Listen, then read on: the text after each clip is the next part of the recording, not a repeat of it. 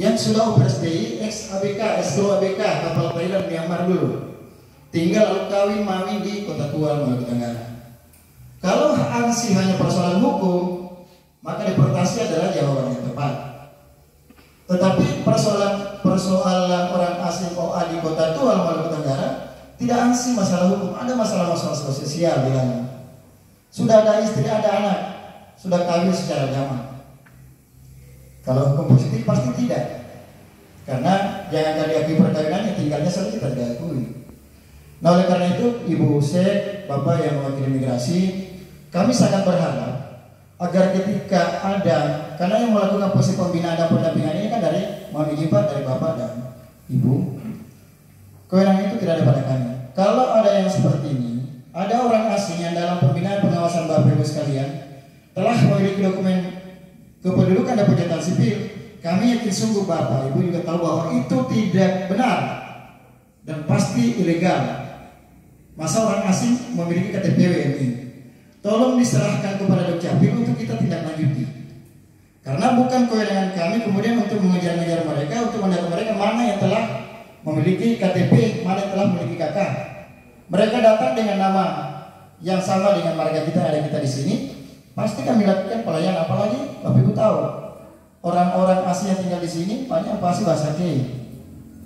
Saya saja sudah 15 tahun di sini belum tahu bahasa K. Mereka sudah paham Bapak Ibu sekalian. Bahasa Indonesia apalagi sudah sangat lancar. Oleh karena itu potensi kami untuk kecurangan sangat besar. Kami terbuka, potensi kami sangat besar. Tetapi kalau itu terjadi, maka kemudian Bapak Ibu temukan sebagai yang mendampingi dan mau melakukan pembinaan, Bapak mohon maaf yang dari migrasi, tolong kalau ada datanya tolong diserahkan ke kami supaya dasar bagi kami untuk melakukan pencabutan dokumen. Dukcapil bisa dikenakan tuntutan pidana dan perdata kalau membiarkan dokumen kependudukan yang tidak melalui prosedural, kita biarkan. Tetapi kami juga tidak memiliki dasar untuk menentukan status kewarganegaraan seseorang. Makanya perlunya lah rapat-rapat koordinasi seperti ini supaya nantinya ketika ada data-data seperti itu, ada data-data asing, tolong pada saat melakukan pembinaan barangkali karena sudah memberikan dispensasi lah tanda kutip untuk mereka tinggal di Indonesia sambil menunggu proses kewarganegaraan, mari kita betul-betul lakukan pendampingan secara utuh. Pastikan mereka tidak memiliki dokumen WNI. Kalau ada dokumen WNI dalam bentuk KTP dan KK, tolong dikembalikan ke Dukcapil untuk kita cabut sehingga jangan lagi ada imbas seperti yang saya tadi sampaikan. Saya kira di rapat Timpora kita, Dukcapil kalau tidak salah mulai dari 2017 kita sudah ada di Timpora. Makanya sebetulnya kalau ada persoalan seperti ini, saya kira inilah fungsi Timpora, bagaimana kita maksimalkan tim kita sehingga kita tidak saling melempar tanggung jawab. Dukcapil sebagai lembaga yang mengeluarkan kependudukan wajib bertanggung jawab dan menjelaskan dokumen itu berasal dari Dukcapil, tetapi prosesnya sama. Kemudian yang berikut masukan dari Pak Kabat. Terima kasih Pak Kabat, ini akan menjadi catatan bagi kami. Makanya di rapat koordinasi ini kita juga perlu untuk membangun komitmen, membangun konsistensi bersama apa yang telah kita buat PKS-nya, perjanjian kerjasamanya. Nanti Pak Kabat izin nanti kita evaluasi secara bersama-sama untuk kemudian ya bisa kita koreksi, kita evaluasi, kita perbaiki. Lalu kemudian ada hambatan-hambatan terkait dengan pencatatan untuk mempercepat akta kelahiran sehingga kita pastikan bahwa setiap lahir langsung tercatat. Ini kan untuk memastikan anak lahir langsung tercatat. Karena Bapak Ibu kami kasih penjelasan bahwa seorang anak yang lahir dari seorang rahim ibu dan dari seorang pasangan suami istri, ketika akta kelahiran belum terbit, secara hukum belum bisa dibuktikan. Kita boleh bilang bahwa itu adalah saya, tapi ketika terjadi apa-apa, orang tua meninggal tidak meninggalkan akta kelahiran buat anak, maka yang bersangkutan, anak yang bersangkutan bisa kehilangan hak-haknya dari orang tua. Ini kita tidak ingin Bapak Ibu sekalian. Pun juga dengan perkawinan, tidak tercatat bisa kehilangan hak begini. Makanya catat di KUA, catat kemudian di gereja, kita catat bersama. Karena ini sudah jalan, kami melakukan pencatatan bersama. Kemudian, ya saya kira kita ini menjadi kerjasama menjadi tugas dan tanggung jawab kita bersama. Kita dengan 2024 datanya, kami sangat berharap data dari kami juga salah satu keluarga pemutahiran adalah laporan masyarakat. Kita salah satu caranya adalah menunggu laporan masyarakat ketika warga Adapun yang baru datang dari luar daerah, tolong lampirkan dengan surat keterangan pindah datang warga negara Indonesia. Karena penduduk tidak lagi seperti dulu tinggal 6 bulan di Kota Tua lalu otomatis jadi penduduk Kota Tua. Tinggal 6 tahun pun baru tentu jadi penduduk Kota Tua.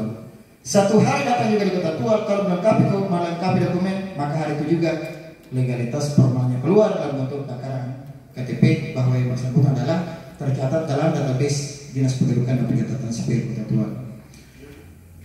Kemudian Bapak Pak Amiruddin, terima kasih Pak tadi masukannya. Kami perlu sampaikan bahwa memang karena pemahaman masyarakat kita tentang administrasi kependudukan masih terus perlu kita edukasi Pak. Kami tidak sebut bahwa rendah, tetapi masih perlu terus kita edukasi. Edukasi tidak hanya dalam bentuk sosialisasi, pelayanan kita tingkatkan supaya mereka langsung lapor. Kita juga tidak bisa salahkan masyarakat tidak lapor. Akses dari kursus ini hanya untuk melapor bahwa anaknya sudah masuk SMP. Saya kira untuk kasih keluar biaya untuk datang di Kota Tua hanya mau lapor Pak Sek, Ibu Kabit, Detapuan ini dulu SMP dan sekarang sudah SMA. Kasih keluar biaya Pak, ratusan ribu untuk lapor itu. Makanya kemudian kita buka akses ke sana, serahkan sebagian tugas Dukcapil kepada pemerintah kecamatan khususnya di 3 kecamatan dan juga nanti di kecamatan yang 2 semuanya akan kita lakukan pelayanan di sana. Kemudian kalau ada yang tidak valid Pak, nanti sebentar ada nomor ADW kami nanti di share bagi Bapak Ibu sekalian juga. Kalau ada datang ke bank, datang ke lembaga asuransi, datang di kantor PTSP, datang di kantor pajak, lalu kemudian tidak bisa NIK-nya diakses dan tidak valid, tolong nanti di WA ke nomor yang tadi kami share. Karena datanya berarti belum dikonsolidasikan dengan ke data pada Kementerian Dalam Negeri. Nanti setelah Bapak Ibu kirim datanya, masalahnya apa, sebutkan di situ NIK saya bermasalah, tidak bisa akses pajak misalnya, maka NPWP misalnya tidak bisa diakses, akan kami kirim ke kementerian. Besoknya maksimal 24 jam, 1 kali 24 jam itu sudah bisa diakses Pak. Kemudian data, kalau beda ada selisih data, selisih dalam artian nama di KK-nya beda, di KTP-nya beda, di akte kelahirannya beda. Banyak terjadi Pak, betul. Karena dulu anak lahir terus data lapor di kami, mereka dari Jawa misalnya, data lapor Pak, ini ketua data betul kan? Betul. Sudah Pak, sudah betul datanya. Ini tanggal lahirnya belum diisi. Tunggu dia bilang tunggu itu, alasan bilang tunggu berarti dia kalah. Tunggu akhirnya kadang kita menebak tanggal 30 Februari. Itu kan tidak logis, tidak ada tanggal 30 Februari. Ini kenyataan Bapak Ibu sekalian. Ada tanggal 29 Februari. Dulu saya bekerja sama, ini adalah orang yang pertama di Kabupaten Maluku Tenggara yang mengakses SIAK tahun 2007. Kami sama-sama staf di bagian pemerintahan Kabupaten Maluku Tenggara. Ada dulu ibu guru memasukkan data itu tanggal 29 Februari. Kami entry tidak bisa diakses di aplikasi. Kita semua sibuk, ini tidak bisa. Kita duduk berpikir baik-baik. Ternyata tanggal yang disebut tadi itu bukan pada tahun kabisat. Tanggal 29 kan hanya ada pada tahun kabisat. Akhirnya ya ini menjadi persoalan di Badan Kepegawaian karena sudah terlanjur di SK-nya tanggal 29. Nah makanya kalau ada seperti itu Pak, datanya selisih. Kadang juga Pak di sekolah tulis di ijazah itu nama orang tua lain. Kemudian nama di buku ini kadang tulis lain-lain. Kemudian tulis di KTP lain lagi Pak. Nah kalau ada seperti ini, kalau dia selisih datanya seperti itu, maka yang wajib menjadi rujukan adalah kartu tanda penduduk elektronik. Kalau ada selisih data dari sekian data Pak, yang wajib menjadi rujukan adalah KTPL. Kenapa? Karena KTPL di dalamnya kita sudah rekam biometriknya Pak. Jadi data elektroniknya sudah ada, data manualnya ada di depan Pak. Kalau ada persoalan begitu, kami terbuka Pak, nanti disampaikan, nanti kita perbaiki sama-sama Pak. Sebelumnya, karena kami yang menjadi landasan kami yang keluar pertama Pak. Artinya berarti akte kelahiran yang kalau di kementerian kami itu ya, itu menjadi dasar. Sehingga yang lain mengikuti. Sehingga apa yang kita sampaikan kepada tidak semua, sebagian masyarakat menganggap kami itu mengada-ngada, pokoknya ada saja lah yang disampaikan ke kami ya kami berusaha menjelaskan, cuma kadangkala seperti itu. Itu yang menjadi dasar kami. Kita bukan KTP-nya Pak. KTP kan belakangan keluarnya. Nah, kalau kami di imigrasi, khusus untuk ini kan untuk dokumen negara. Mengeluarkan kan harus dasarnya pertama keluar, baru tingkatan sampai kata. Mungkin itu tambahan. Terima kasih. Iya, baik.